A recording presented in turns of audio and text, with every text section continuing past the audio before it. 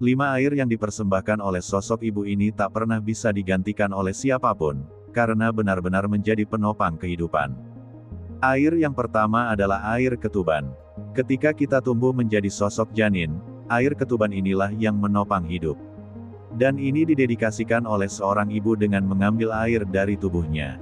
Air kedua adalah air darah ibu, yang ketika janin tumbuh menjadi jabang bayi, ibu memberikan air darahnya.